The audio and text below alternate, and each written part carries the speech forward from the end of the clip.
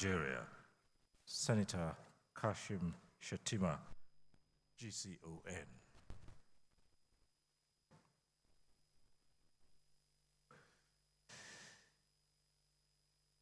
The national anthem.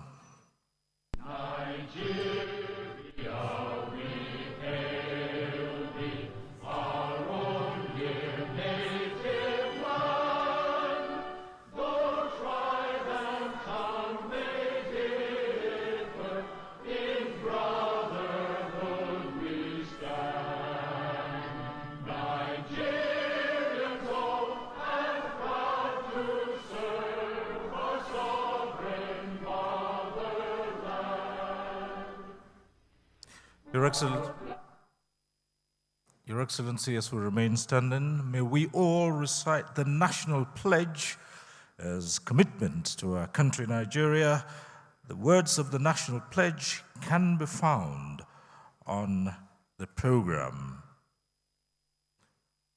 I pledge to Nigeria, my country, to be faithful, loyal, and honest, to serve Nigeria with all my strength, to defend her unity and uphold her honor and glory. So help me God. Thank you very much, Your Excellencies. You may be seated.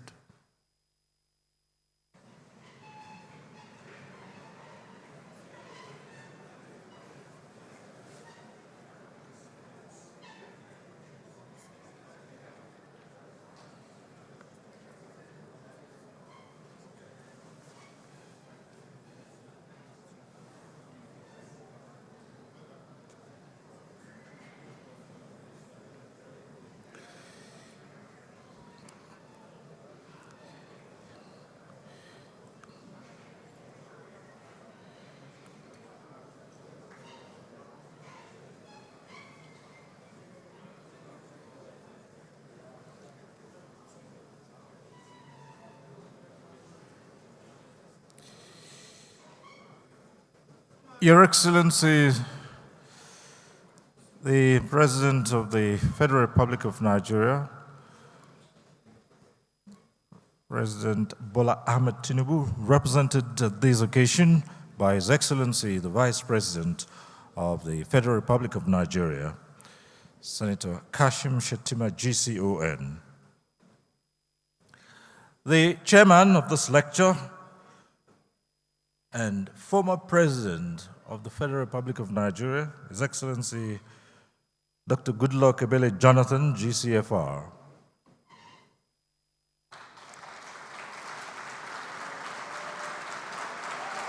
Thank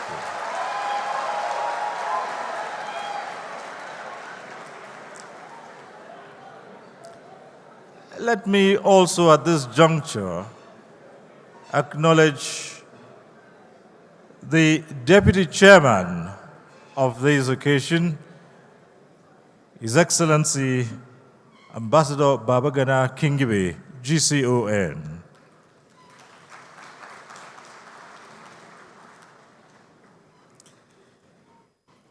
Our guest speaker, the Right Honorable Aminu Bello Masari, CFR, former Governor of Katsina State and former Speaker of the House of Representatives. Let me acknowledge His Excellency, the Governor of Katsina State, Governor Diko Umar Rada, who's with us here, Your Excellency.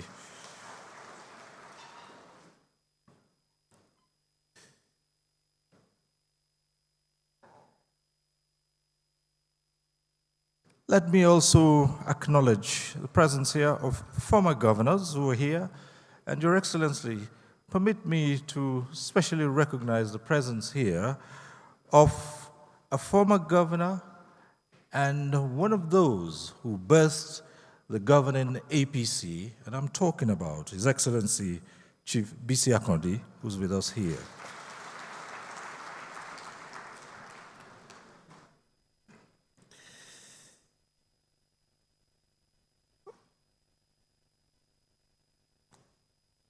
Distinguished senators and honorable members of the House of Representatives who are here present, the Secretary to the Government of the Federation, Senator George Akume, CON, the Head of the Civil Service of the Federation, ministers, special advisors, permanent secretaries, heads of government agencies here present,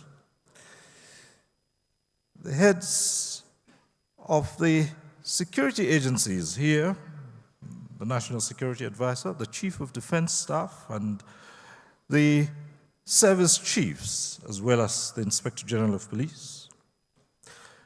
Let me acknowledge that sitting in for the national chairman of the governing APC is the National Secretary, Senator Ajibola Basiru, who's with us here.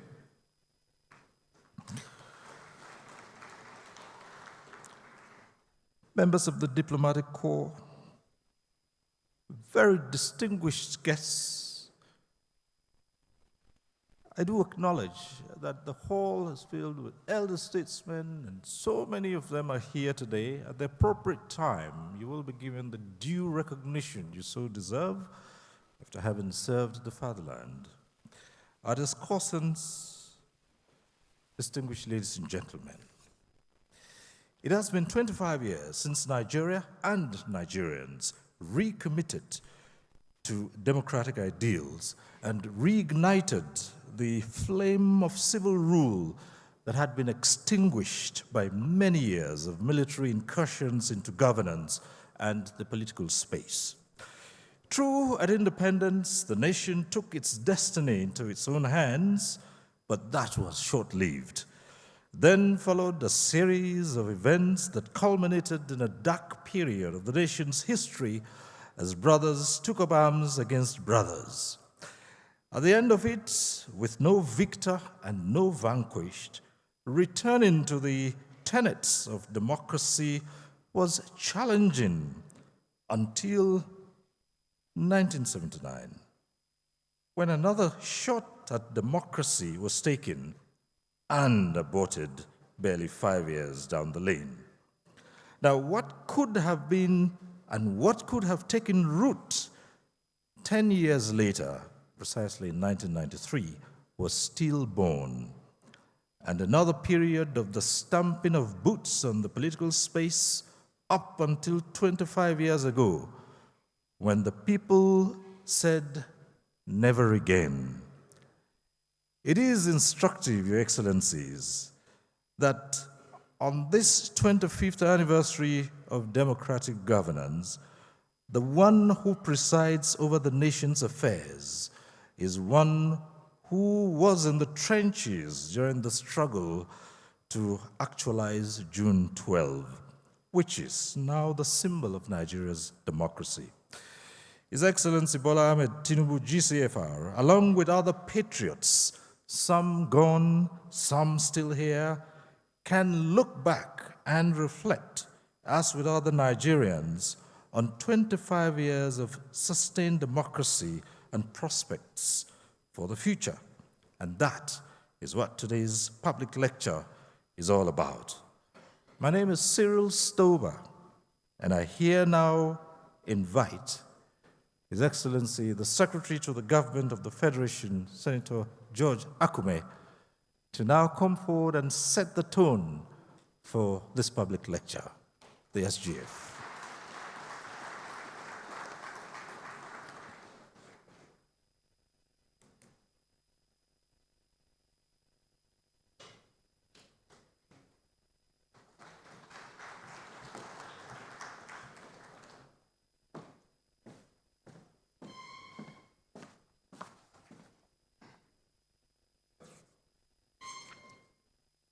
Your Excellency, the Vice President, Senator Shettima Kashim, JCON, the former President of the Federal Republic of Nigeria, a doyen of democracy, Dr. Ebele Jonathan GCFR.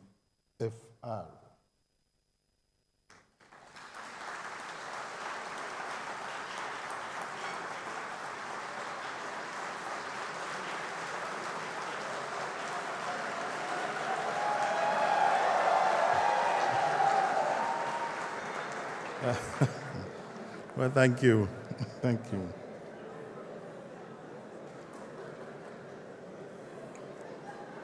Thank you. All protocol duly established and respected. It is my pleasure to welcome you all to the 2024 Democracy Day Public Lecture with a theme, 25 Years of Enduring Democracy, Prospects for the Future, organized as part of activities lined up to commemorate 25 years of unbroken democratic governance in Nigeria. This celebration affords us the opportunity to reflect on the contributions and sacrifices of our national heroes and heroines who fought for the entrenchment of democratic rule in our dear country. Many of them paid the supreme sacrifice, while others were forced into exile or unjustly detained for many years. Some of those who survived the onslaught have fortunately continued to play key roles in our democratic process. Today's event provides us with opportunities as a nation and as a government to salute the courage and commitment of Nigerians for remaining steadfast and for believing in the values of democracy, despite numerous challenges facing our nation and the West African sub-region as a whole. Most significantly, this celebration provides a window of opportunity for President Bola Ahmed Tinubu, GCFR, to reiterate his unwavering commitment to democracy, rule of law, and good governance. He has demonstrated this commitment by approving the 2024 Democracy Day program. Our democratic journey is one of optimism, as reversal is never contemplated. Your Excellencies, distinguished ladies and gentlemen, the choice of the theme for the 2024 Democracy Day, 25 years of enduring democracy, prospects for the future, underscores the importance and significance of democracy and the role it plays in engendering sustainable socio-economic development for the good of the people. This morning, we have in our midst a former president, His Excellency Dr. Goodluck Ebele Jonathan GCFR, who is chairman of this important occasion. You are welcome, sir. The choice of the former president is predicated on his impeccable democratic credentials and statesmanship. Once again, welcome.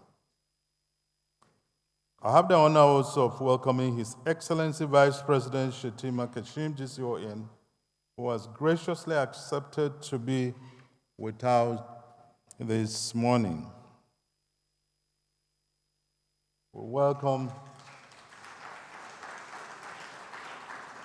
the representative of the President of the Senate, the Speaker of the House of Representatives, and other distinguished and honorable members of the National Assembly. Our keynote speaker for the day is a former Speaker of the Federal House of Representatives and former Governor of Katsina State, His Excellency Right Honorable Aminu Bello Masari, CFR. His selection is premised on sacrifices he made for democracy, along with his colleagues in the Senate, and for serving the nation, particularly when the dark clouds capable of derailing our democratic experiment lingered ominously overhead. You recall the infamous third-term agenda. I'm sure he will also share such rich experiences that will serve as lessons for all of us. We also welcome members of the National Assembly, members of the Federal Executive Council, elder statesmen, His Excellency Ambassador Baba Gana-Kingibe, GCON, His Excellency Chibisi Akonde, CON, CFR, and Pius Akin Yelure, governors, members of the diplomatic corps, service chiefs, and other top military and police officers here present. We have assembled for this public lecture a formidable panel of statesmen, public commentators, and analysts with rich pedigree as discussants to add value to the topic. Our team of rapporteurs are also on hand to record the key recommendations that will help in developing policies, legislations, systems, and practices. Your Excellencies, distinguished guests, I welcome you once again and wish all of us a very fascinating time at this symposium. Thank you, and God bless.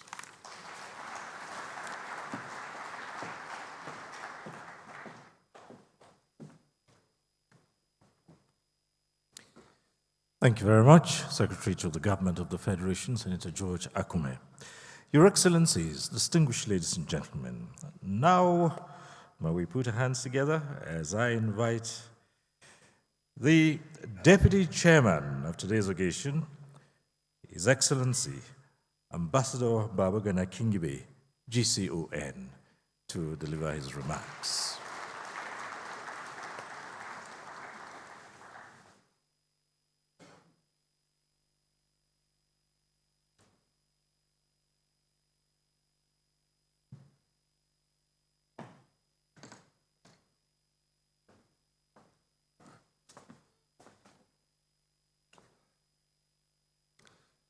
Your Excellency, the chairman of this occasion, former President Dr. Goodluck Ebele Jonathan, Your Excellency, the Vice President of the Federal Republic of Nigeria, Senator Kashim Shettima,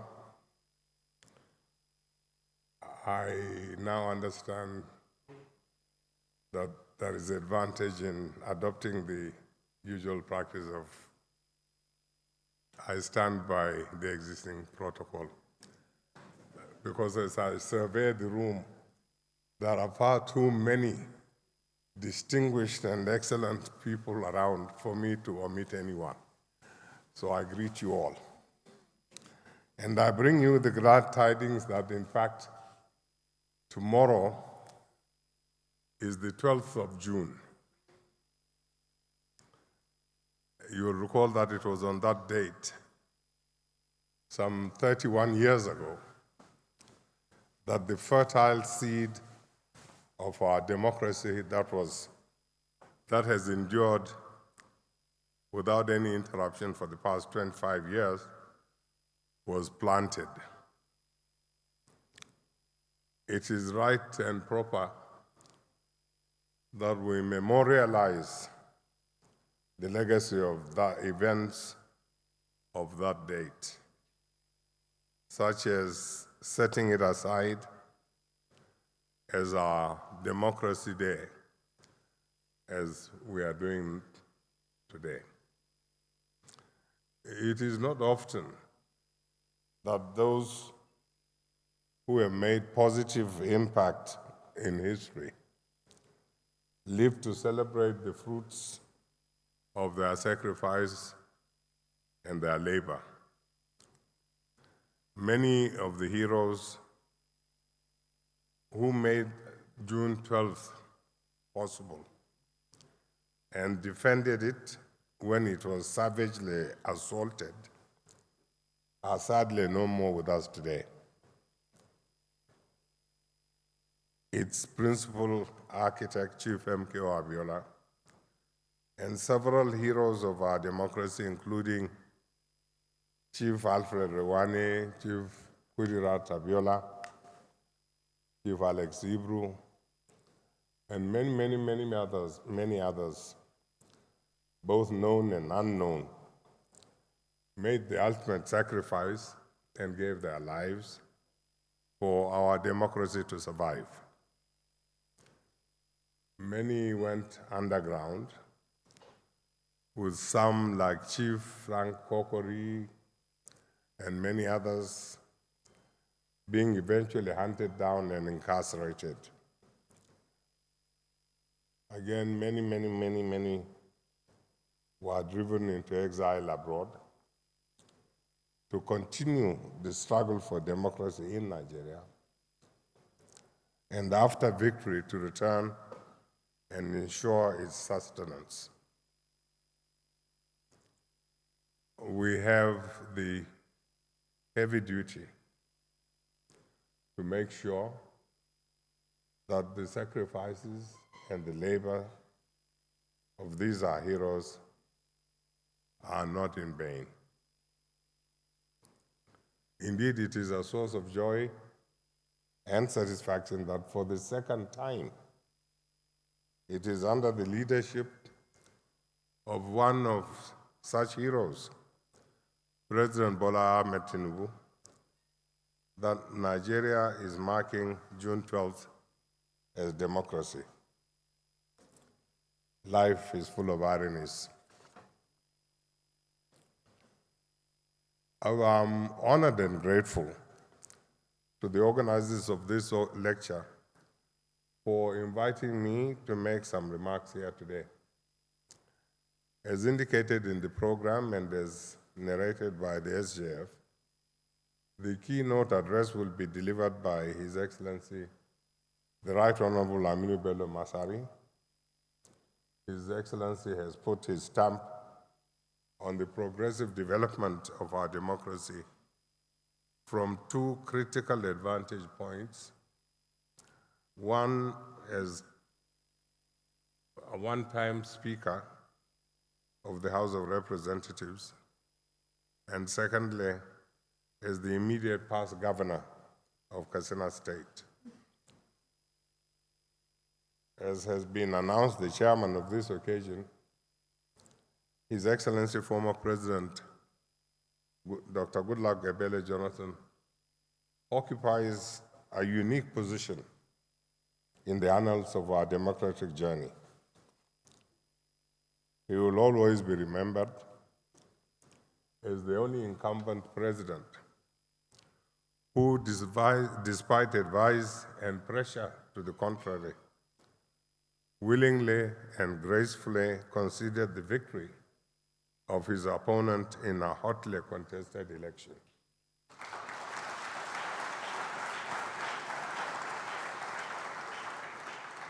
He continues to be deservedly celebrated at home, as we have witnessed all day this morning, and abroad, as one of the contemporary heroes of democracy. Finally, we hope that the special guest of honor today and the representative of His Excellency the President, who is a living embodiment and a true defender and practitioner of democracy, will of course give us his perspectives when he makes his closing remarks. I believe that it is from these gentlemen, far more than from me, that you and indeed the entire nation wants to hear. I will therefore avoid the temptation and the pitfall into which many first speakers fall on occasions such as this, when they may anticipate those speakers who follow, thus taking the wind out of their sail. My remarks will thus be short, highlighting only a few germane points. First off, let us remind ourselves why democracy is so important. It is the only system of governance that derives its legitimacy directly from us, we the people, through our consent, freely given through periodic, free and fair elections, transparent elections.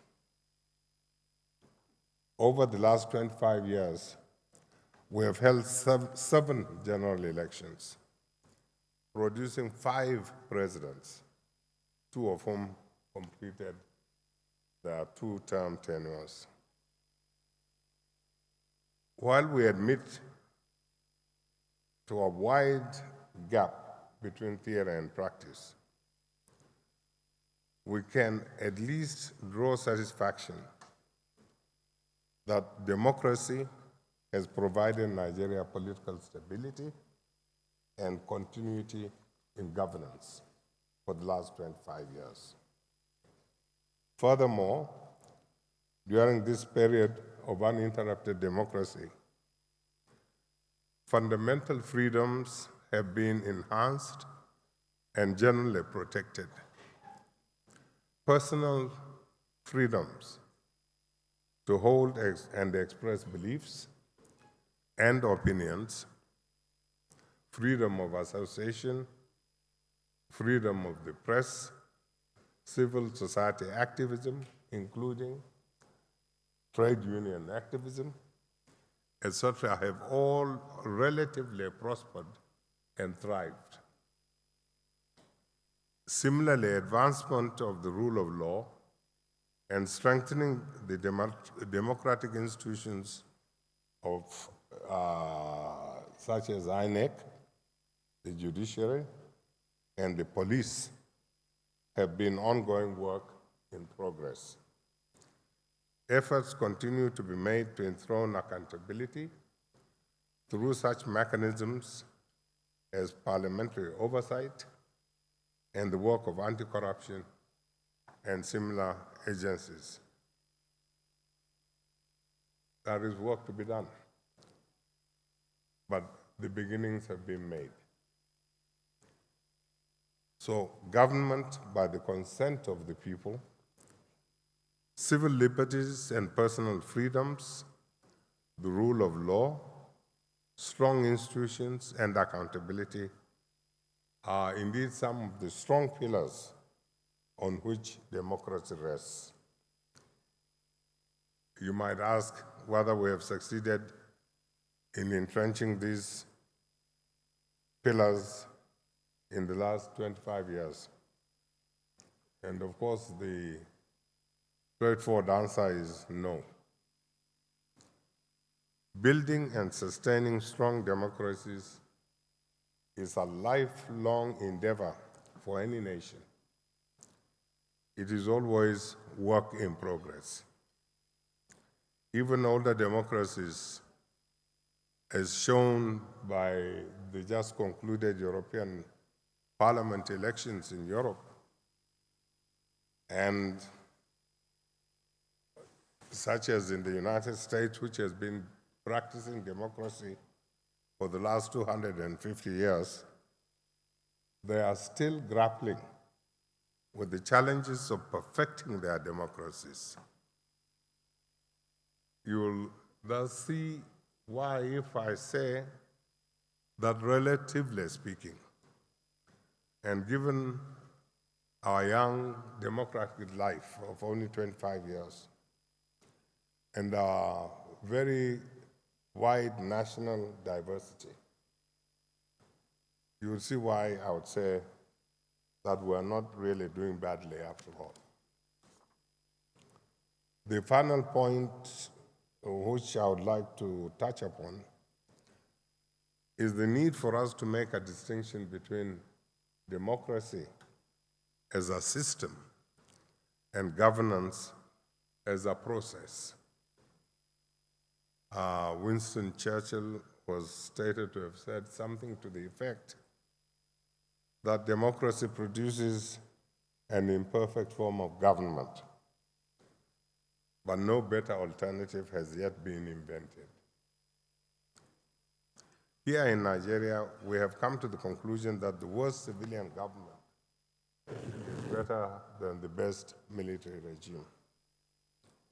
Both these sentiments reflect the general frustration at the failure of democratic governments to always deliver expected services in a timely and tidy fashion.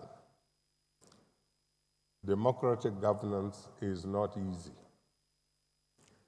Every one of our governments of the last 25 years had endeavored with mixed successes to confront a myriad of national challenges pertaining to security, to economic prosperity, to inclusion, population explosion, unemployment, fair and even development, corruption, national cohesion, infrastructural deficits, provision of social services such as education and health and housing. The list goes on. These challenges from independence to date persist, and they will continue to persist because these are the routine preoccupations of government. They are the continuing challenges of governance, not that of democracy as a system.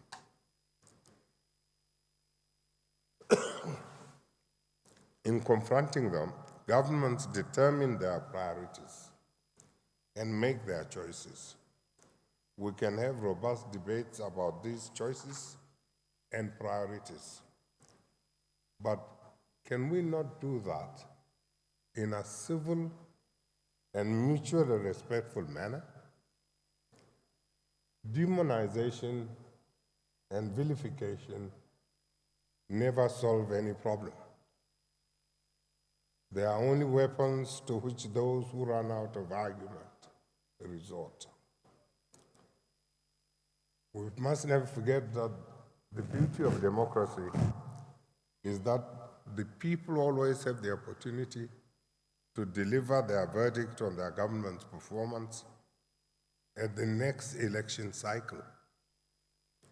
Until then, everyone's patriotic duty is to be patient and extend the maximum cooperation possible so that as a nation, we succeed together. For our government's success, is our collective success.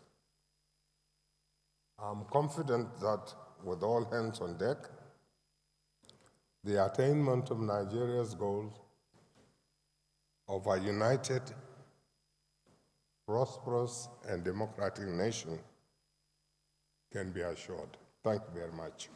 Yeah. Thank you.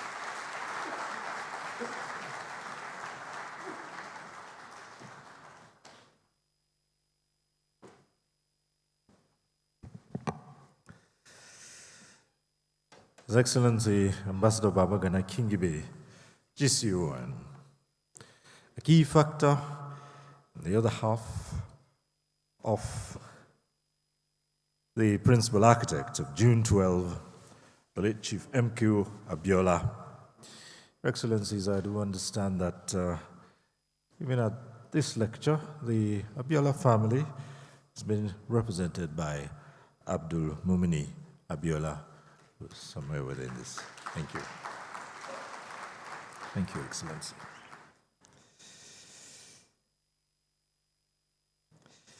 And now for the purposes of delivering the opening remarks at this public lecture, let me invite one who's been generally acclaimed, even by the words of the last speaker, has been a key factor in the sustenance of this 25 years of democracy which Nigeria enjoys today.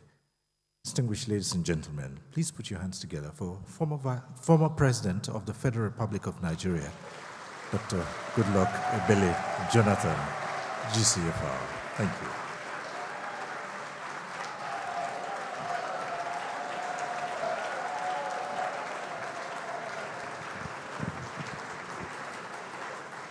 Thank you. Please be seated. Please be seated.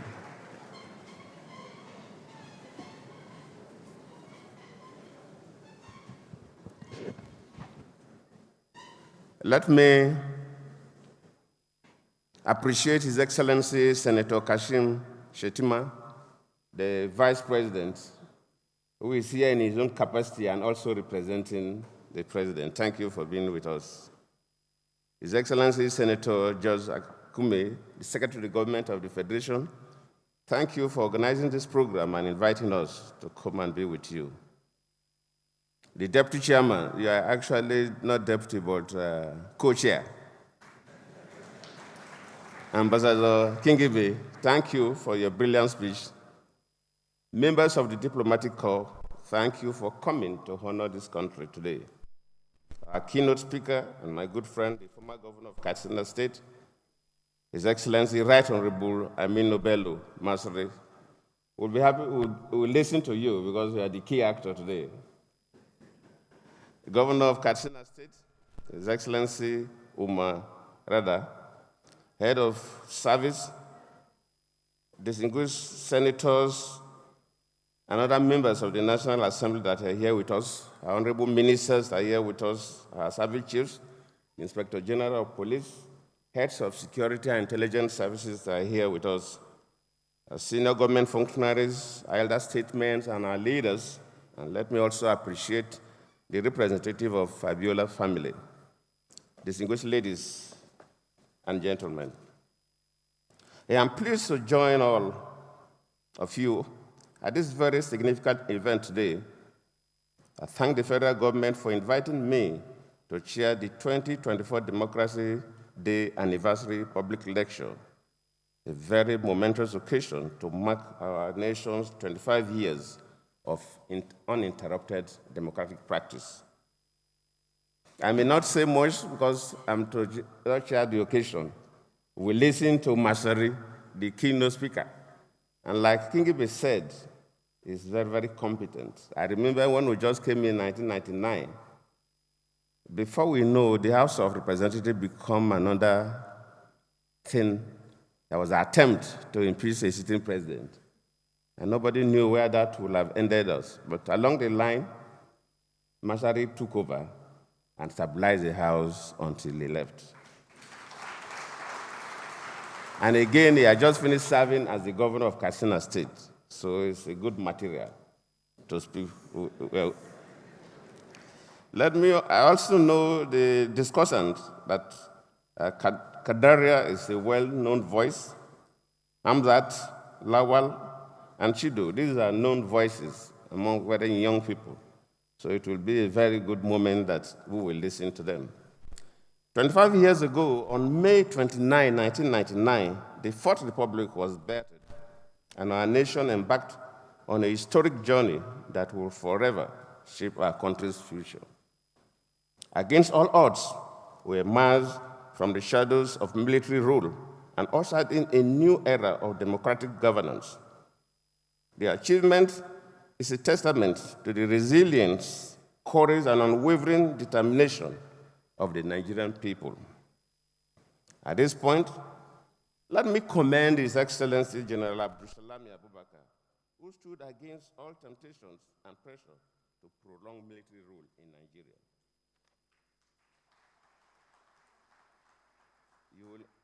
Because at least I've been a president, and I know that it's not easy for a military head of state to step aside under a year from civilians to take over.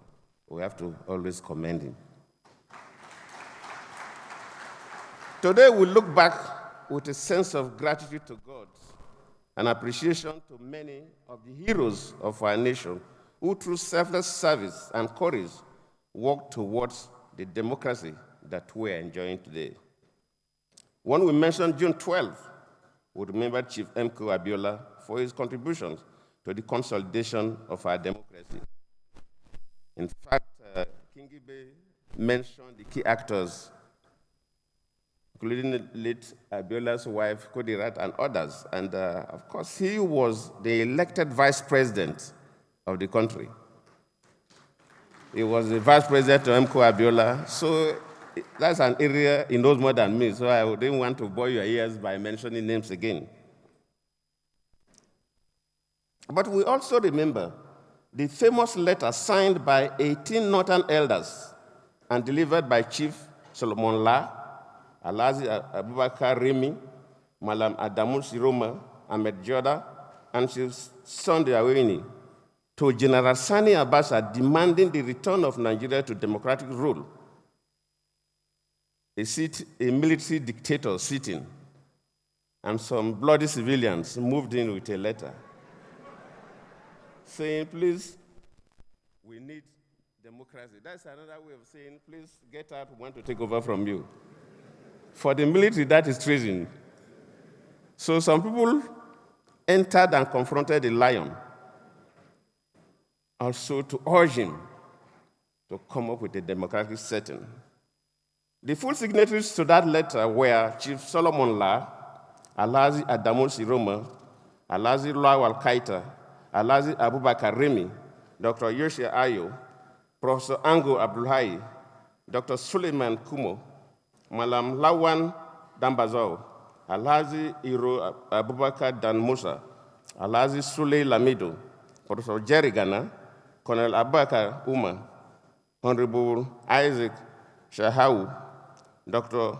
Usman Bugaji, Alhaji Muhammad Azaki, Dr. Steve Ashema, Dr. Farouk Abdulaziz, and Professor Musa Yakubu. These are the 18 people who signed a letter urging Abacha to end military rule for Nigeria to go back to a democratic setting. Considering our political history as a country, 25 years of unbroken democracy is a milestone worthy of celebration. As it shows, we are making some progress in democratic governance despite the challenges we face in our journey of nationhood. Notably, the path towards democratic consolidation has been a difficult one. The first, second, and third republics of our democratic experiments were abruptly ended by the military amid political crisis and social tension.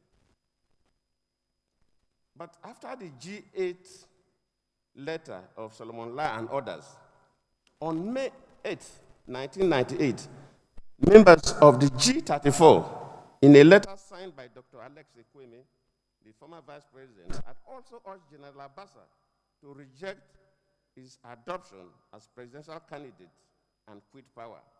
Of course, we all remember, for the young people, they don't know, but we remember the only person that they had fit. So Alexei Kwame and others also confronted that.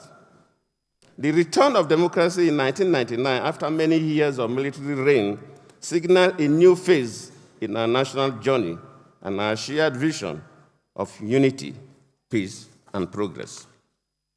In the last 25 years, we have made modest progress in this regard amid some challenges. As a nation, we built an economy that was once the biggest in Africa, in the African continent. We experienced significant infrastructural growth, made strides in the arts and sports, and recorded many peaceful political transitions at the national and subnational levels. Democracy has also brought about improved access to governance, amplified silent voices, and reinforced the idea of sovereignty. Whenever I tune to Nigerian stations, television stations, especially in the morning, and I see young men and women discussing and interrogating social issues and holding government accountable, I always appreciate democracy. Today, citizens have come to terms with the idea of representative governance, as they have over the years expressed their power to choose their leaders and demand accountable leadership and good governance. Our civic space has largely flourished with a vibrant civil society community, increased media freedoms, and very, very active press. Our journey to democratic consolidation has not been an easy one. It has been a mixed bag of gains and losses, progress and pain. We have continued to deal with the issue of insecurity, social inequality, unemployment, as well as electoral disputes and violence. Despite the challenges associated with democracy, the general feeling is that citizens prefer democracy to any other form of government, not only in Nigeria, but almost across the world. As a nation, our resolve has been challenged many times, but through shared faith and unity, we have continued to march on, and we will continue to march on. We must underscore the fact that democracy is a journey and not a destination. Our democracy, though still young, has weathered storms, overcome challenges, and proven its endurance. It has become a beacon of hope, not just for our nation, but for the entire continent. In these 25 years, through four power transition from one president to the other, I'm not talking about the election, because like Kingibe said, two presidents hand over to themselves. But we have four situations where presidents hand over to another president, even in a case where a sitting president died. These are challenges that could have brought this republic to another end, but we survived it. Democratic institutions have been expanded. This progress, while commendable, also reminds us that our work is not yet done. We still have more to do. It is therefore time to make this journey seamless through good citizenship, patriotic service, as well as sacrificial and exemplary stewardship.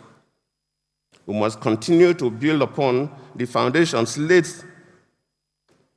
deepen our democratic roots, and ensure that the dividends of democracy are felt by all Nigerians, regardless of their economic status, or social status, or geographical status. For democracy to yield its desired dividends, the political class and elite must lead by example and work with unity of purpose to guarantee peace and social justice to the citizens. And our lifestyle must reflect that we are elected people. A situation where children of political office holders go to parties and start spraying dollars is not the kind of democracy we want to witness in this country.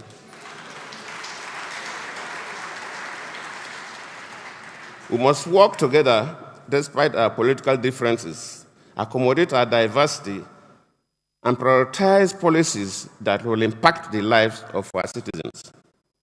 As we project towards celebrating a golden jubilee of our uninterrupted democracy, which I believe we will, we are celebrating 25 years, we'll also celebrate the golden jubilee. It is imperative to state that we need to work assiduously towards further strengthening state institutions so that they can withstand the shocks that threaten democratic governance. Democracy as a form of government is anchored on sets of promises in line with the nation's development and growth aspirations. The fulfillment of these promises reinforces the citizens' trust and faith in the government.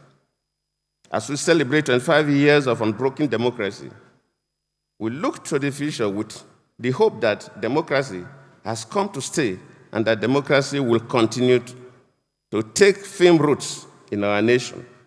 And we will have cause to celebrate a centenary of uninterrupted democratic governance. Of course, we wish our grandchildren luck to celebrate that. To attain such a feat, the political actors and everyone at the helm of affairs in this country must listen to the voices of the citizens. As I round off, let me say that we need to come up with a model of democratic practice that will be more inclusive and reinforces social cohesion.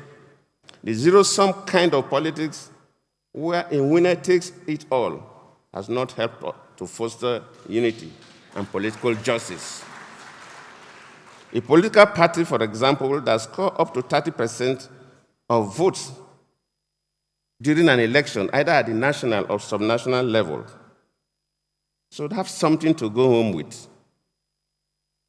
I'm not clearly recommending proportional representation, but different governments come up with models of democracy that suits them. After all, the presidency we are talking about, all presidents of this country, all presidents of the world don't emerge through the same process. Nigeria will elect our president directly. In a number of countries, presidents are elected indirectly. The powers of a president are defined by different constitutions and so on and so forth. So our National Assembly can also look at models that will suit us. The zero sum that a party that even sometimes gets 40% of votes, especially at the state levels, will have nothing, give rise to this do-or-die politics. That zero-sum approach, I think, is inimical to consolidating and strengthening our democracy. Let me conclude by saying that together we can forge a Nigeria where every citizen has a voice, where opportunities abound, and where the promise of a better tomorrow is not just a dream, but a tangible reality. Let us therefore celebrate this milestone with pride and renewed determination. Let us ensure that the next 25 years of our democracy are even more transformative and inclusive and more prosperous for all of us. In line with the wordings of our national anthem, I think the second stanza, to hand over to our children a banner without stain. We must not hand over to our children a democracy built on politics of region and religion. A democracy built on ethnicity does not endure. It will continue to wobble. So for the Honorable Vice President, you represent also the President. For me, we are hoping that you will build more infrastructure for us, improve the quality of education, health facilities, etc., etc. But one key thing that for the next 25 years, you will midwife, because you are starting the next 25 years. is to build a democracy that will reduce friction. The avalanche of litigations that follow every round of election in Nigeria is very embarrassing. And because of the kind of democracy we practice, the democracy built on all kinds of sentiments, either the way you worship your God or from the map of the country you come from, you will have to gradually make sure that in the next 25 years, this is diluted. If we must have a solid and enduring democracy, and I know you and the President, Bola Ahmed Tinubu, who was a key actor in the June 12 crisis, will have the capacity to navigate through that process. I believe this program and others commemorating this landmark will point the way to that glorious future and prepare the nation for a golden and centenary celebrations of enduring democracy. I thank you all.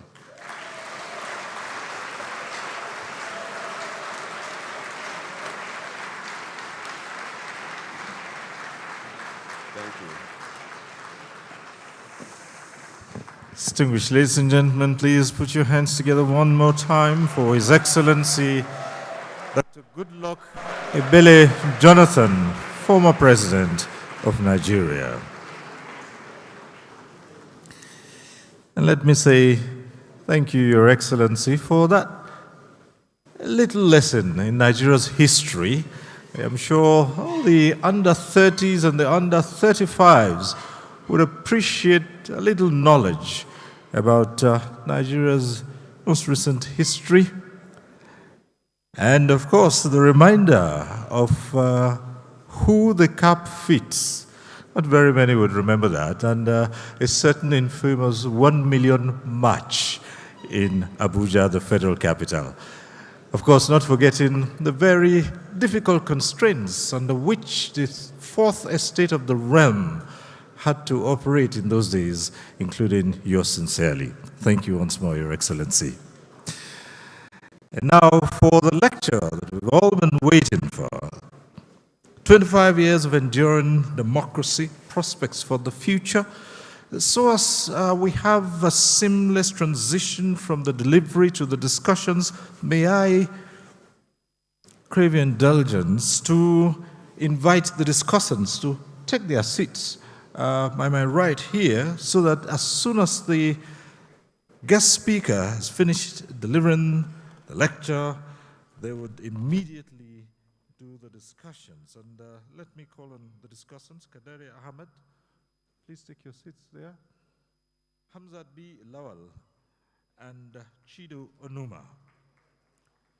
Please be seated before I invite our guest speaker. Thank you so very much. We're looking forward to you dissecting this lecture once it's done. And now, Your Excellencies, distinguished ladies and gentlemen, let me now invite our guest speaker for the keynote address, His Excellency, the Right Honorable Aminu Bello Masari, CFR, former Governor of Katsina State, and a former Speaker of the House of Representatives, to deliver the lecture. Your Excellency.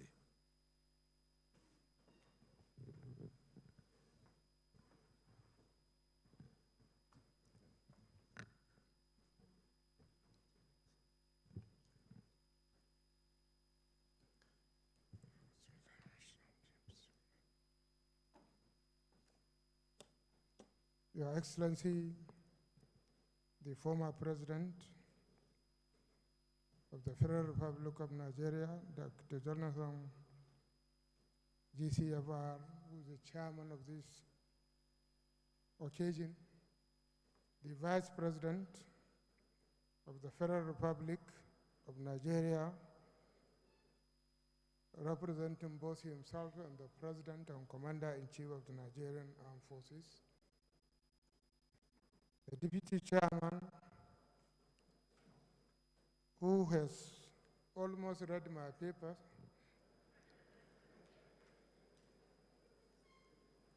Ambassador Babagana Chingibe, GCON, the Secretary to the Government of the Federation, Senator George Akume, my boss at the APC when we started Chief BC Akande, my governor, the governor of Katsina State, Dr. Dukko Umar Radda, Your Excellencies, Honorable Ministers, Diplomatic Corps, please permit me to stand on existing protocols because I cannot call everybody that is here. Mr. Chairman, permit me to start this short address with two things. The first is to express my profound gratitude by Allah's special mercies.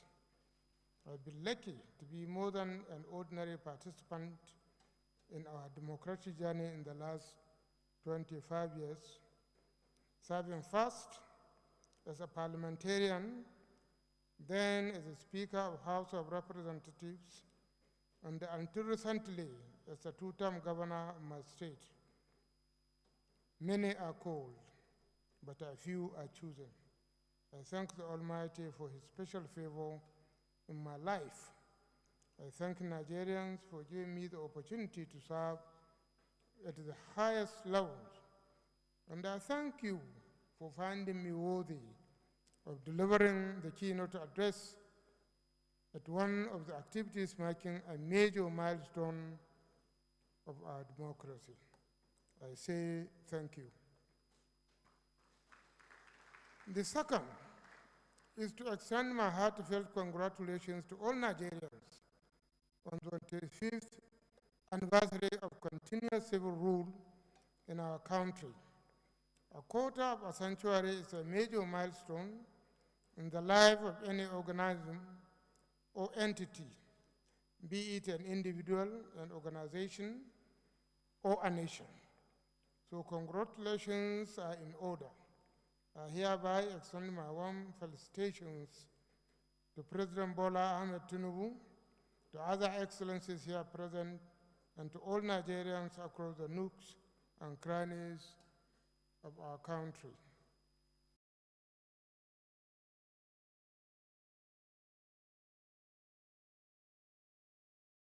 Years, and the challenges that we have confronted and surmounted in the process. That is the nature of human beings. But an occasion like this should also allow us to take a pause, look back, then look forward. Many may not remember now, but we started the Fourth Republic on a note of anxiety and uncertainty. When we set out on this journey in 1998-99, some Nigerians entertained doubts that democracy would endure for long. Very clearly, Nigerians were tired of military rule, but there was also a sense, even if not loudly expressed, that the military might soon be back. Those who refused to participate in the process at that time, and those who entertained doubts at the beginning of this republic, were not just being risk-averse or unduly pessimistic. They were relying heavily on our previous history with democracy. Recall that our first republic lasted under 6 years. Our second republic was for a little 4 years, over 4 years. And our third republic didn't really take off. Combine our experience with democracy as of 1999 was around 10 years, out of 39 years in an independent country. So it was not unusual to have doubts, secretly or openly, and to entertain the fear that democracy might be jinxed in Nigeria, or that the Fourth Republic might suffer the fate of its predecessors. It wasn't baseless fear. That sense of doubt and fear still lingered up to 2003, when we had our first post-transition election. The reason for this is simple. Things usually start falling apart after the second cycle of elections. Our first republic didn't survive the rancor and the violence that followed the 1965 general election. Neither did the second republic survive the turmoil that followed the 1993 elections. But we successfully broke the jinx in 2003, and here we are marking 25 years of continuous civil rule. We have broken other records in this journey. We have conducted consecutive 7 cycles of elections.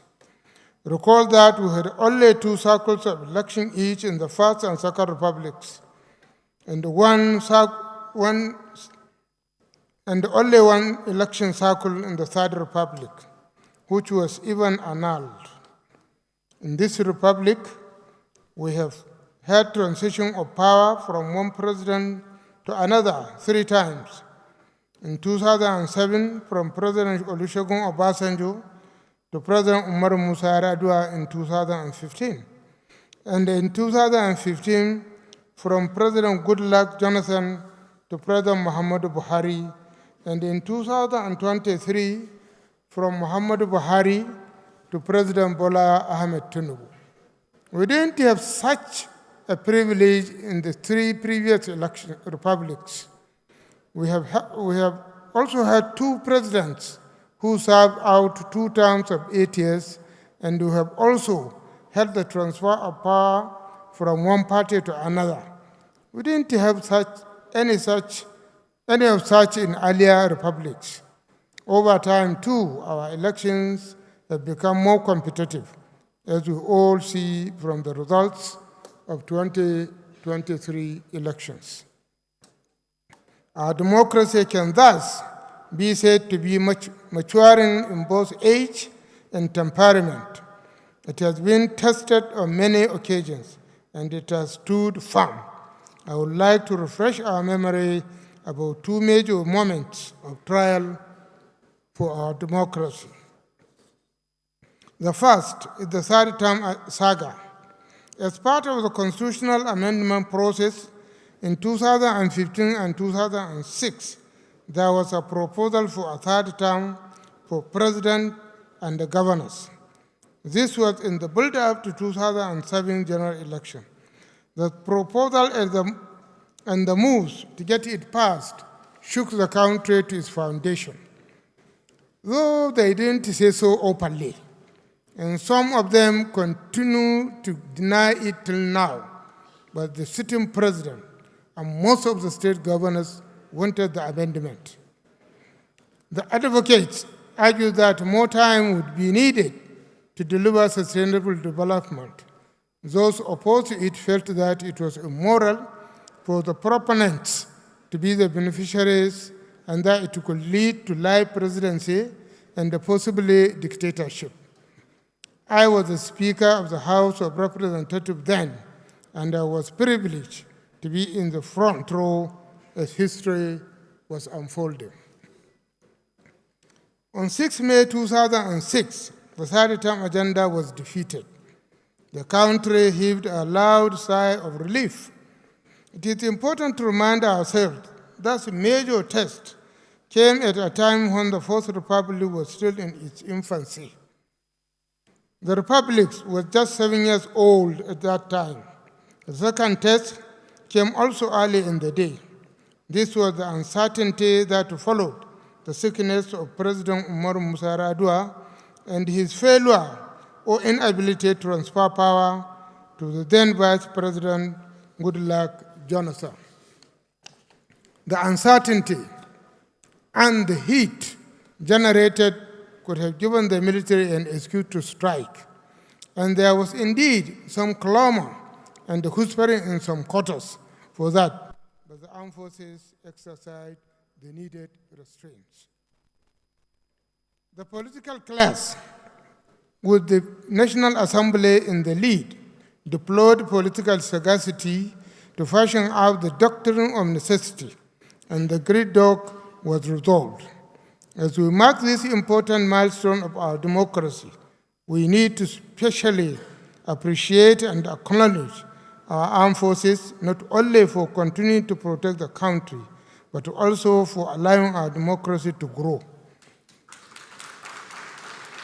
It was not unlikely that during those trying periods, some politicians and other disgruntled people were winking at or encouraging the military takeover, but they refused to be dragged in. We call on our armed forces to continue in that professional and principled path.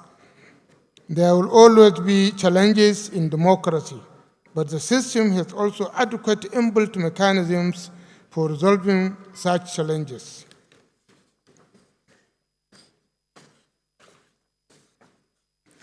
We have faced other key challenges, chief of which is lingering insecurity and the threat posed to the security of life and property by terrorists, bandits, and insurgents in different parts of the country. But we have also made progress in many other areas in the last 25 years. Look around Abuja and go around the country and compare the level of physical, social, and human development in 2024 and that of 1999. It is easy to take some of these things for granted. This is not to say we couldn't have done much better, especially in the management of our economic and social affairs. And in terms of making the country more secure, we could have done better. It is on this note that I will quickly turn to a few issues that should be on the forefront burner as we contemplate the future of our democracy. I will make 5 points in this regard. The first point is that we need to pay serious and continuous attention to the shifts in the perception of Nigerians about our democracy. It is easy to think that our democracy can continue to weather the storms because we have had 25 years of unbroken civil rule. That might be misleading. Democracy can continue to endure only when the people think it is desirable and thus worth keeping and defending. According to a 2022 survey by Afrometer, 70% of Nigerian polled prefer democracy to other forms of government. That is the good news. But 77% of those that surveyed are not satisfied with the way democracy works in Nigeria, up from 57% in 2017. This should get us worried. We need to understand why our people are gradually losing faith in democracy, and we need to consciously strengthen their faith in democracy. The second point, which is related to the first, is that we need to put more efforts in delivering the benefits of democracy to the vast majority of our people. Democracy as an idea is great, but people cannot eat it. Scholars such as Amartya Sen, the economist Nobel laureate, talk about instrumental value of democracy, which is about how democracy should serve as an instrument for a bridge to a better life for the people. Our people call it in Nigeria dividends of democracy. People do not want democracy for its sake. They want democracy to translate to material benefit to them. They want concrete dividends from democracy. We thus need to redouble our efforts to eliminate poverty, reduce inequality, deepen human capacities, and expand opportunities in our society. My third point is that we need to pay special attention to the needs and the mindset of our youth. The youth constitute an overwhelming majority of our population today. It is projected that by 2050, Nigeria will be the third most populous country in the world, with a preponderance of young people. Nigeria can become a global economic powerhouse if we harness the full potential of our youth. To realize this benefit, the so-called demographic dividend. We need to create the enabling environment for our youth, and by extension, our country to thrive. Most of our youth are not satisfied with the system today, and they are checking out of the country in large numbers, mostly because of lack of opportunities for them to actualize their dreams. Let's create the opportunities for them to stay back at home and contribute their quota to the development of our country. On a related note, more than half of our population today are under the age of 25. This means that most of our citizens were born after 1999. This group includes a significant number of people of voting age today. I call them critical voters. It is important to pay close attention to this group of citizens. On one hand, they can be called the children of democracy. They should be natural defenders of democracy. But on the other hand, they have no memory of how bad the alternative to democracy could be.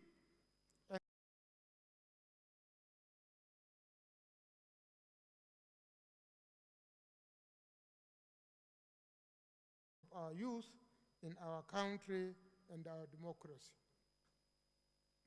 The first point I want to make is the need to refine our concept of local governance.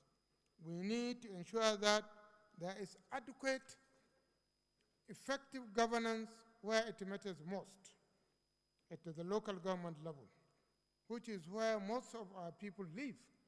One of the reasons why local government areas are not functioning effectively is because of the constitutional confusion about their status.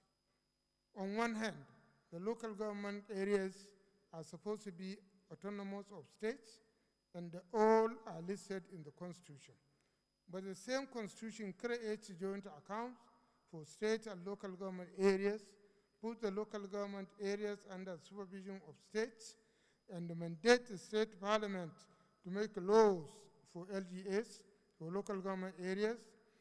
My considered opinion is that we should redefine the functions and the structure of local governments and remove the confusion enshrined in the Constitution on their status. This does not mean that we are going to abolish local government areas. No, but we should allow each state to decide how many administrative units it wants to have based on its resources and needs.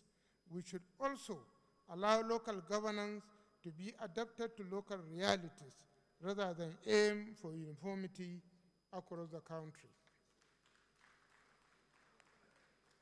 My last point is passionate appeal to my fellow politicians that the populace, we all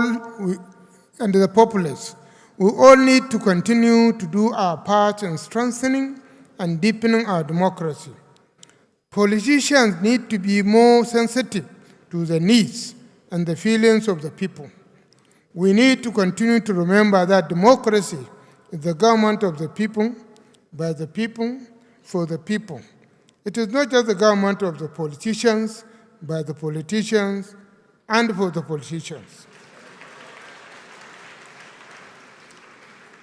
In representative democracy, elected politicians merely hold power and trust for the people. We therefore need to prioritize the needs of the populace ahead of our own needs. We also need to become better democrats.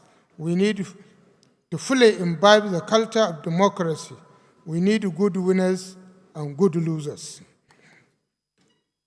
I think the former president has addressed this point very well.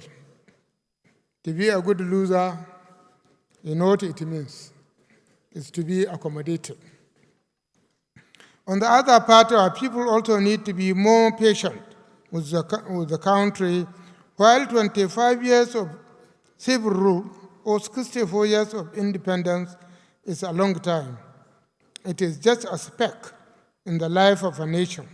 Most of the countries were eager to compare Nigeria today, went through the challenging moments too. They were totally different from the countries that we know 200 years ago. Nation building takes time. We also need to be more patient with democracy, which by its nature is slow and complex. Democracy is about process, which may make it difficult for issues to be addressed or resolved with immediate effect. It is not without challenges, but democracy is still the best form of a government. We need to stay faithful to it. I want to conclude this by praying for democracy to continue to grow in our land, not just in years, but also in quality, and for the overall benefit of the mass of our people. Thank you for this opportunity. Thank you for listening, and God bless all of us.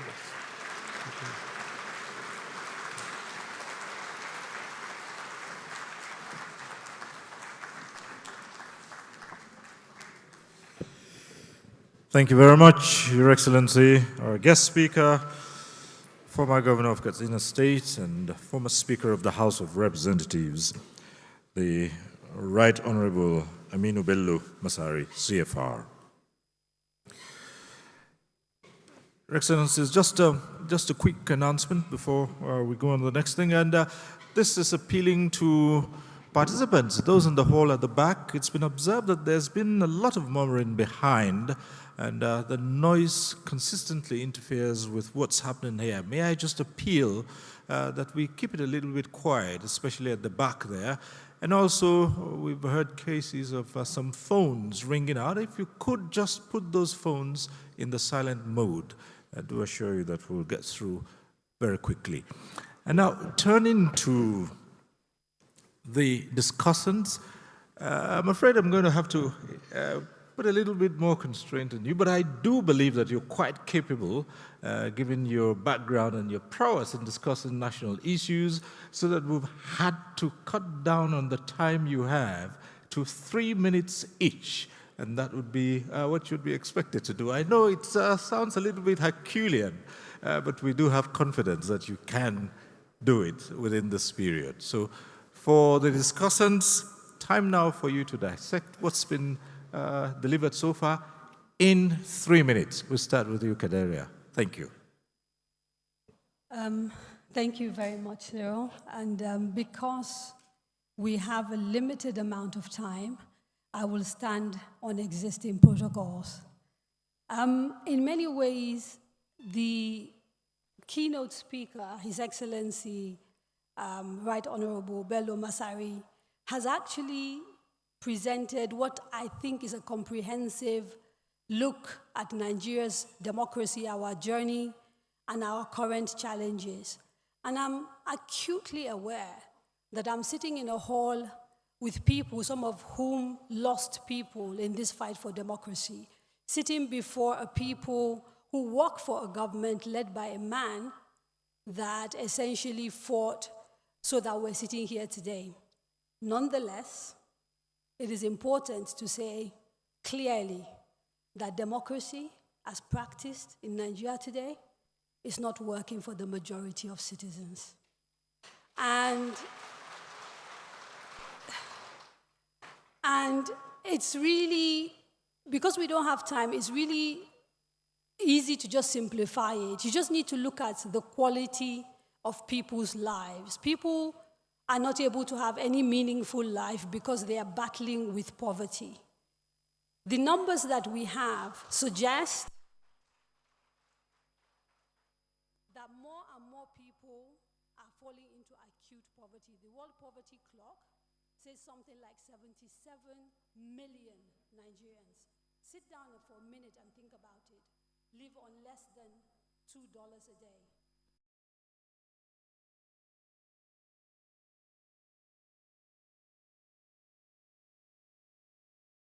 Our minimum wage. A minimum wage that we are trying to increase, but which governors, many governors are saying they can't afford to pay. They can't afford to pay. They are riding in bulletproof cars that cost an arm and a leg.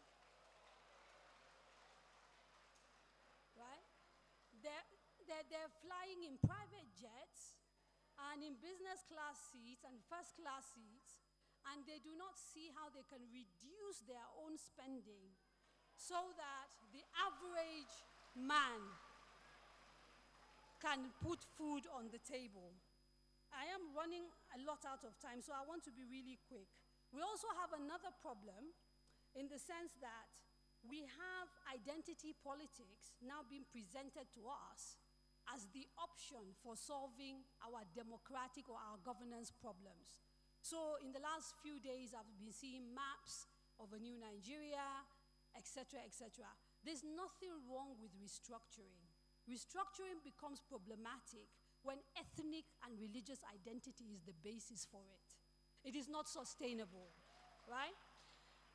We also have a country today where a lot of ethnic profiling of my people, the Fulanis, is taking place, right? Nobody is being collectively punished for the fact that you have gunmen running rampage in the east and that Boko Haram is mostly made up of Kanuri people. But Fulani people are victims of bandits and also other Nigerians. The point I'm trying to make is that democracy, for it to work, has got to be fair. If we do not sort out our judicial system and the basis of equity for everybody, this democracy is going to collapse. And my last point, because I've run out of time, and I'll say this really quickly, is that I think because we sit in Abuja, in Lagos, in all these big cities, and things seem to be functioning, we don't understand how much erosion has happened to our social cohesion. I travel for work as a journalist. I go to rural areas, I go to villages. The level of hate that has been stoked, the level of poverty under which people are living, all mean that our societies are collapsing. And people are sitting and thinking they can keep talking about democracy and elections and it will be okay. No. There's a level of reform that is fundamental, that needs to occur if this country is to survive. Thank you very much. Thank you very much, and thank you. And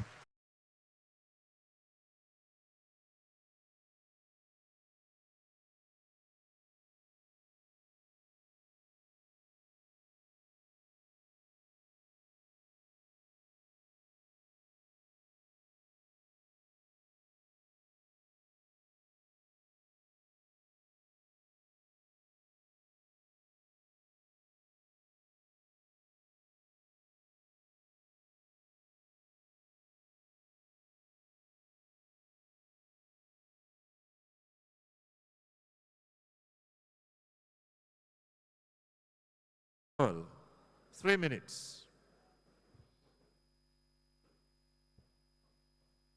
Well, thank you. Mr. President, Your Excellencies, ladies and gentlemen, leaving this auditorium today, we must all reflect, and we have to be sober about where we are as a country. His Excellency Masari have given us a lot of food for thought. But I also think that we have passed in our democracy.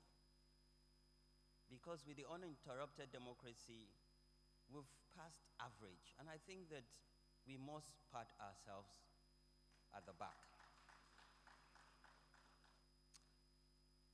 Although I'm not a youth, but I'm a young person, and I believe that I've paid my dues. I started my career in this Fourth Republic. Nigeria is still emerging, and Nigeria gives an opportunity for each and every one of us to play our own role. And for me as a young person, my question is, what role are you playing, irrespective of where you are? We can blame our politicians, but we, the populace, and particularly young people, have the highest population. Sadly, we're dealing with Japa syndrome, where we're losing talent every day. But I believe that if we reflect and we're sober, we will come to terms that the two most important ingredients that are missing is trust and peace. I've just returned from Borno, and during my time in Borno, I visited Goza. And I think we must commend our security agencies. I cannot re-emphasize or overemphasize this. We must commend them for their role in our democratic journey. But I also think that we must explore opportunities that we've not even looked at. Agriculture and technology has given us hope to explore, create jobs, create values, but most importantly, allow young people play their role in democracy so we can enjoy the dividends of democracy. As I wrap up, for us to rebuild back trust, we must follow the money.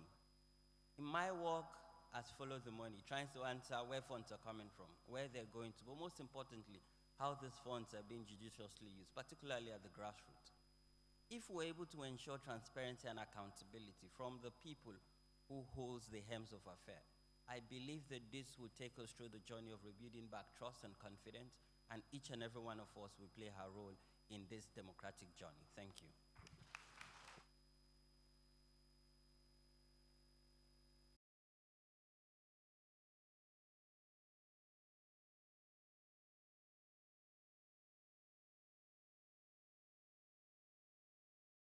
Own. All protocols observed. I'd like to preface my conversation about our democracy and the survival of our nation with the simple definition of democracy: government of the people, by the people, and for the people. And what could possibly be wrong with that? We would all agree that there's nothing wrong with that, except, of course, the people who practice the democracy. I'd like to thank the keynote speaker, former Governor Masari, for a fantastic speech. Many of the notes, thinking that we would have enough time to have conversations, really reflected many of the things he said in his speech. But I'll quickly just touch on 3 points. One is the question of the cost of this democracy. Our democracy is too expensive and it's choking us. We would have to find a way to get around it, whether it's the cost of governance, whether it's paying attention to what my co-panelist Kaderia talked about, the poverty, because then when people are poor, the resultant effects of illiteracy and so on, which then impacts on democracy. People, 25 years later, we're still struggling for a lot of Nigerians to understand how to vote, what participation in election means. What we see today in the name of democracy is the political class is busy serving themselves rather than serving the people. The second point is the issue of justice, electoral justice or otherwise. People go to vote. At the end of the day, it's the judiciary that will decide who would emerge as leaders of the country. We need to question that. We need to begin to interrogate that. Justice for the poor, justice for the rich, justice for the weak, justice for poor. But more importantly, a justice that is rooted in equity, that people have trust and faith in the system.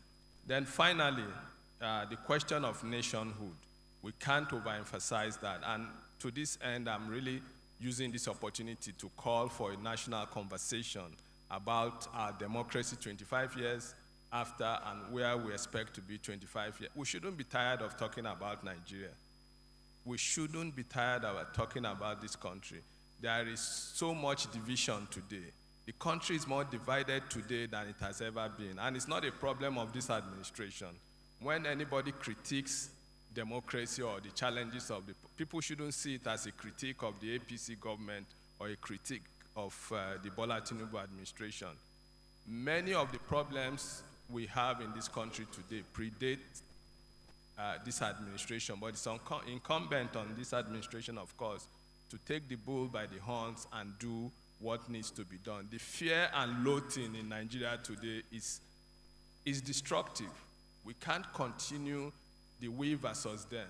Kadira talked about Fulanis. I'm Igbo. I tell you what people go through.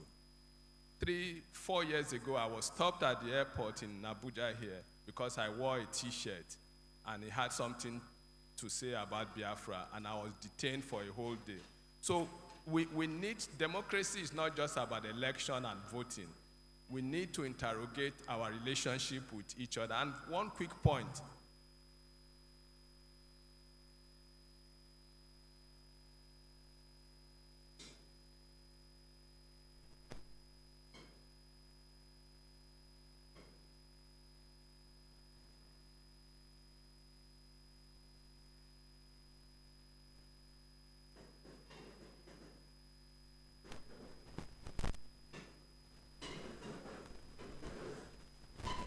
Yeah, one final point I want to make, and the keynote speaker touched on this, is the question of local government. Nigeria has a bizarre federalism, and therefore it's impacting our democracy. We need to understand the relationship. If you look at federal societies, whether it's Canada, the United States, Spain, and so on, the constituent powers or the groups that constitute your federation, it's either in the United States, the federal government and the state government, in Canada, the federal government and the regional government. Local government are not or should be responsibility of the state. So you have the federal government and the state government. Let's remove state governments, local governments in our constitution, have a national constitution, and allow the states determine how they want to run, what kind of local government they want to run. That's the only way we can improve this democracy. Thank you very much. Well, thank you very much to the discussants. Distinguished ladies and gentlemen, could we appreciate the discussants, Kadaria Ahmed, Hamzat Bilal, Chido Anuma.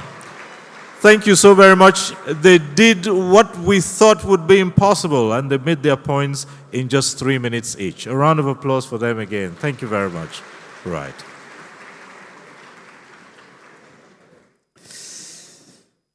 Now, Your Excellencies, distinguished ladies and gentlemen, may I now invite the Chairman, Public Lecture Subcommittee, Hadiza Bala Usman, Special Advisor to the President, Policy and Coordination, to now come forward and thank you for attending this lecture. And that will be just before His Excellency, the Vice President, delivers his speech. Thank you.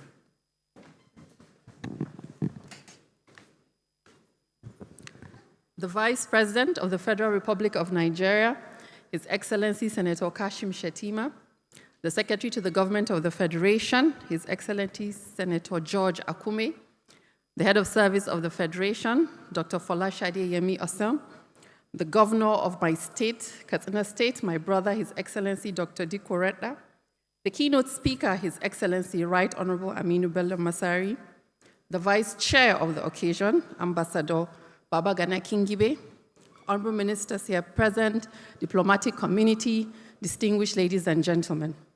It is my great pleasure to convey our appreciation for the distinguished members that participated in this public lecture. As the Democracy Day of this year, we mark a significant milestone in our nation's 25-year history of uninterrupted democracy. This day holds immense importance as we honor the sacrifices of our heroes who fought tirelessly for the freedom we enjoy today. We have spent this morning not only celebrating our democratic achievement, but also contemplating the future and the work that lies ahead of us. This is the hallmark of a country putting all its best forward for the best of our people. Our keynote speaker, His Excellency Right Honorable Masari, aptly noted in his keynote that Nigerians are yearning for tangible dividends from democracy. These legitimate expectations call for a renewed commitment to eradicate poverty, reduce inequality, enhance human capacities, and expand opportunities across our societies. This is a charge to which our administration, the President Ahmed Bola Tinubu administration, has fully committed itself through our renewed hope agenda. I would like to express my heartfelt gratitude to everyone who played a part in making this event a resounding success. Your dedication and contribution have ensured that this lecture was intellectually stimulating, inspiring, and educational. A special thank you goes to His Excellency, the President of the Federal Republic of Nigeria and Commander-in-Chief of our Armed Forces, President Bola Tinubu, GCFR, for his contribution to a truly great democratic nation and his leadership to our country. Our appreciation goes to Senator George Akume, the Secretary to the Government of the Federation, for his unwavering support. The chairman of the occasion, His Excellency Goodluck Ebele Jonathan, for his invaluable presence, his guidance, and his contribution towards the democratic growth of our great country. Our keynote speaker, His Excellency Right Honorable Masari, for coming here to deliver a very rich keynote and insightful address. I would like to thank the Vice Chair of the occasion for providing us with interim guidance as we seek to start our deliberation. Of course, our esteemed discussants, Hamzat Lawal, Kadria Ahmed, and Dr. Chido Onoma for their thoughtful, provocating contributions. I must also acknowledge the hard work of the Public Lecture Subcommittee and the larger Interministerial Committee, ably chaired by His Excellency, the Secretary to the Government of the Federation. Your tireless effort behind the scenes have been instrumental in bringing this event to fruition. And to all the guests who attended this event today, we wish to thank you for your presence and participation. Your engagement is a testimony to our collective commitment to a democratic process and the future of our nations. I thank you all for listening, and God bless you, and God bless the Federal Republic of Nigeria. Thank you.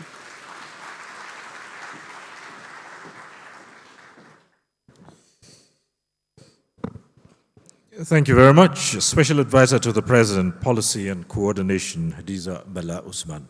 Your Excellencies, just a quick announcement. Immediately after the Vice President's address, there'll be a group photograph here. Let me just quickly acquaint you with the procedure so that we'll do that smoothly. As soon as he finishes, the first photograph will be with the Vice President, and in that photograph will be the SGF, the co-chair of today's session, the governor of Katsina State, the guest speaker, and those in front here, including the head of service, but excluding the service chiefs at this point.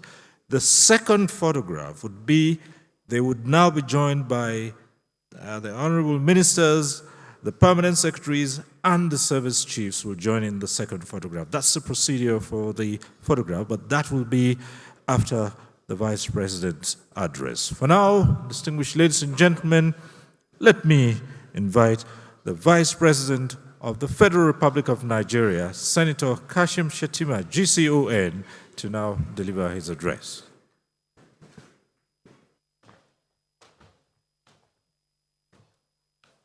Kindly sit down, please.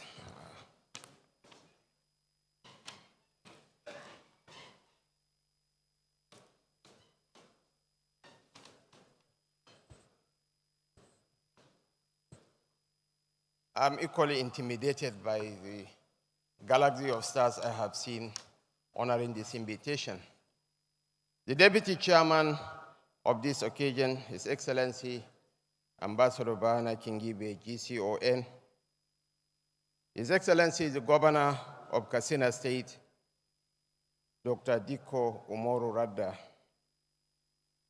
our distinguished keynote presenter, Right Honorable Aminu Bello Masari, our chief host, the Secretary to the Government of the Federation, Senator Dr. George Akume, distinguished and honorable members of the National Assembly present, the head of the Civil Service of the Federation, my colleagues in the Federal Executive Council, special advisors and other senior aides to the President of the Federal Republic of Nigeria, permanent secretaries, directors general, and heads of extra-ministerial agencies and parastatals of government, Excellencies, members of the Diplomatic Corps, the Chief of Defense Staff, General Christopher Gavin Musa, and other service chiefs present, heads of security and paramilitary agencies of government, traditional and religious leaders, former senior officials of government, elder statesmen. Mention must be made of Pa Baba Kande and Chief Pius Akin-Elure, and of course, Senator Shaibu. Our distinguished discussants, captains of industry, distinguished ladies and gentlemen. That we have sustained democracy in Nigeria for 25 years, the longest stretch in our storied past, is a testament to the enduring sacrifices of several generations of patriots. 25 years is a long time to tell the efficacy of any experiment. And our democratic experience, despite the lows and the highs, is a telling referendum on our aspiration to build a nation that serves the interests of all, a federation that has not conspired against any benign group. We are here because the alternative is a descent into diosphere. Today is a moment to reflect on our journey so far. The tragedies Nigeria survived to settle for this democracy, the path of such experiments, must inspire each of us to play our part to honor the labor of our founding fathers and mothers, and remind ourselves of the principle that drove their resolve to build for us a diverse nation that has defied the pessimism of detached agents of anarchy. As we celebrate our past, we must also look to the future with a clear and determined vision. Today is not just a day of remembrance, it is a call to action. We must engage the young and competent, the patriotic and innovative, to join us in crafting a succession plan that secures the future we desire. It is through their strategy, their energy, creativity, and commitment that we will build a Nigeria that stands resilient against the challenges of tomorrow.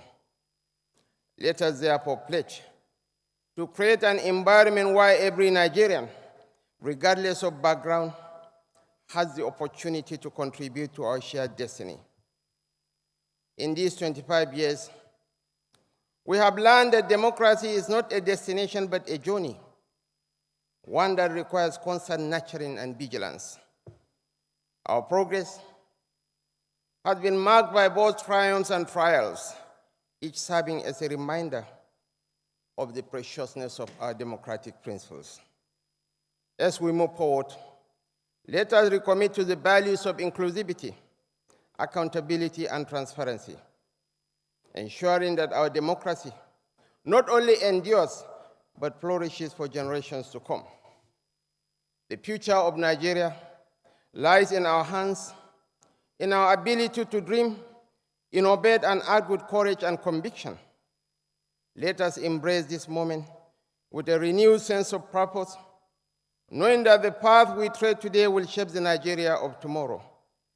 This is an invitation for each of us to participate in building a nation where every voice is heard, where every potential is realized, and where every citizen is empowered to contribute to the collective good.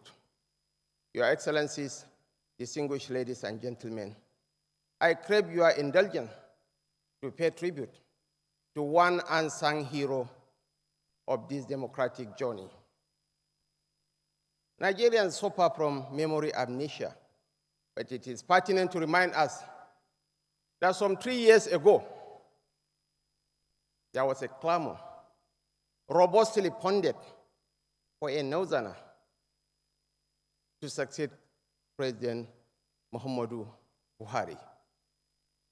It came with a crescendo, again robustly funded and supported.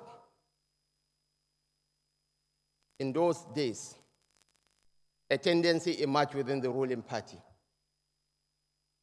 Some of the dramatis personae are alive today. One of them is Right Honorable Aminu Bello Masari.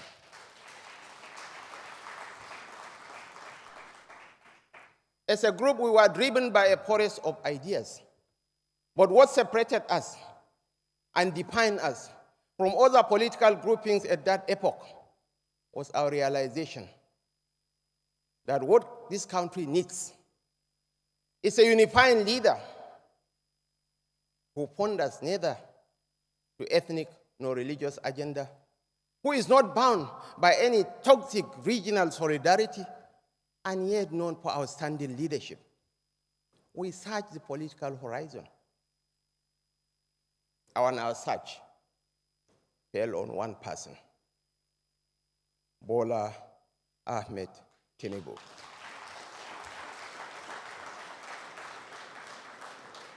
Martin Luther King said, the ultimate measure of a man is not where he stands at times of comfort and convenience, but where he stands at times of challenge and controversy. Your Excellencies, distinguished ladies and gentlemen, the road, the path that led us to Bola Ahmed Tinubu did not happen by chance. This is a man who had shown a ferocious penchant who has shown a commitment to sacrifice his comfort, a propensity of sacrificing his own well-being for the enthronement of democracy in this country.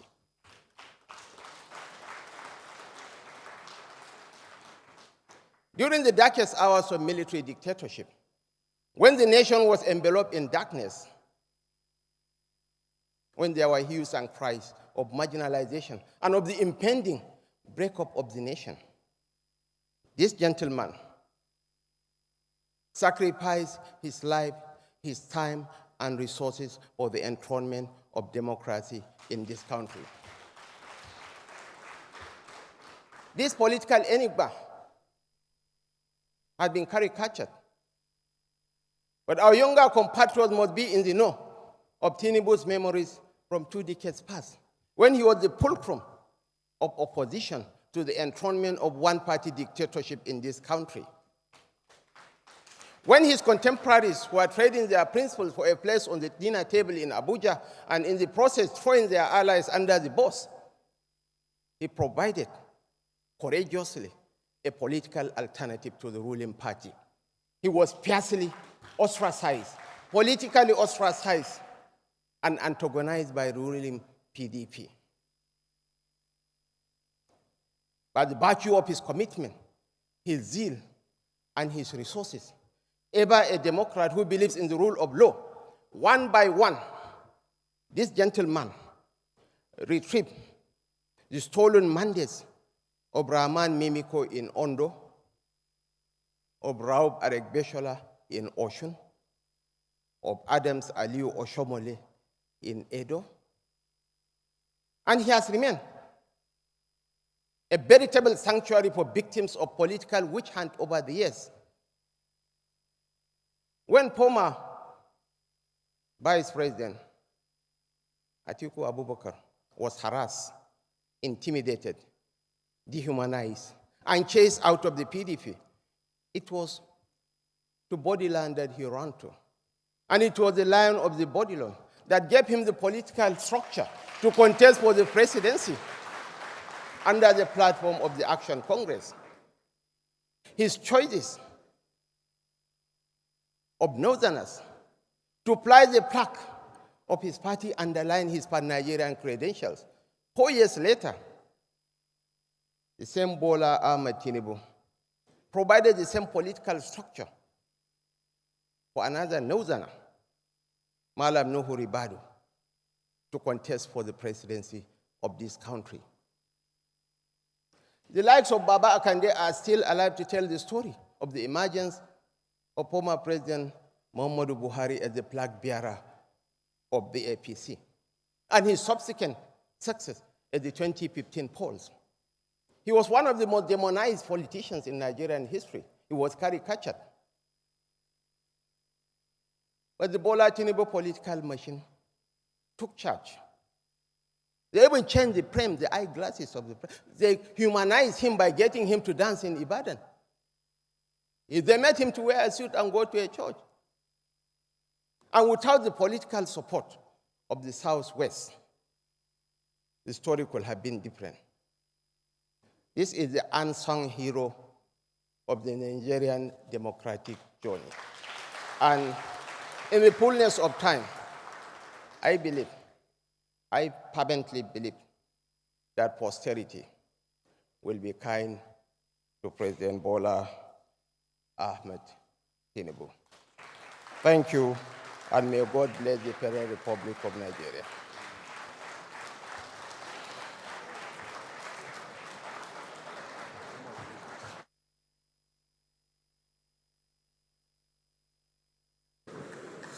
Thank you very much, Mr. Vice President. And as we did announce earlier on, the group photograph will take place here. And Chief BC Akonde, please join this first session, as well as Chief Akin Elure, please. That's the first of it, as well as,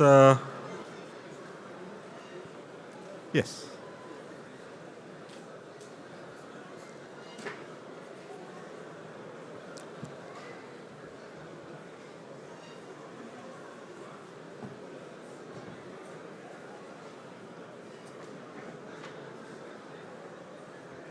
Okay.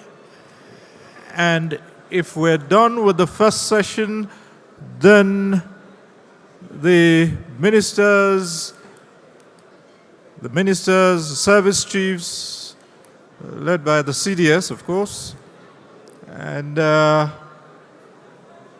special advisors and permanent secretaries, please flank them for the second photograph. Once that is done, we will call for the anthem. Please, let's... Right.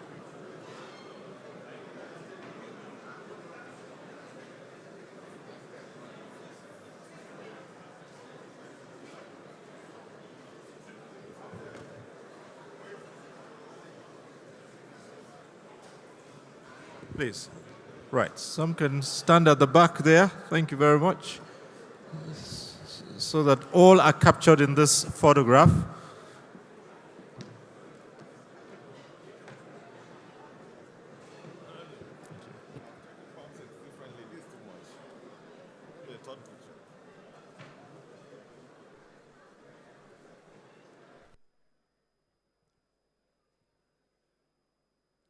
Thank you.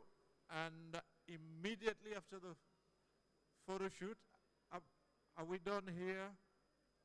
Right.